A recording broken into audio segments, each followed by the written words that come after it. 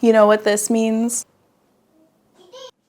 It's strawberry cake season. With chiffon cake layers that are light and fluffy as clouds. Juicy, sweet macerated strawberries layered with a light and luscious yogurt whipped cream frosting. It's a light and airy, not overly sweet cake that just screams of warmer weather. First, I tossed the strawberries in sugar, lemon juice, and salt and let those sit while I worked on the chiffon cake. If the egg whites don't fall on your head, then you whip them to stiff peaks. The yolks get whipped up separately, and then you add vanilla, olive oil, milk, your dry ingredients, fold that with a whisk, and add the whipped egg whites gradually. I actually prefer to fold my batter with a whisk. It's faster and the whisk doesn't deflate the batter. And the frosting is essentially a whipped cream that's stabilized with Greek yogurt. Greek yogurt gives it a subtle tang, balances out the richness of the whipped cream. The yogurt flavor is so complementary to the strawberries and chiffon cake. It just works so well together. Made sure to add lots of that strawberry syrup over the chiffon cake so that it soaks into the cake as it sits. I covered it all over with the frosting. It's not a very crummy cake, so I didn't really need a crumb coat. It's one of those cakes that you could eat every single day and not get sick of. What cake should I make next?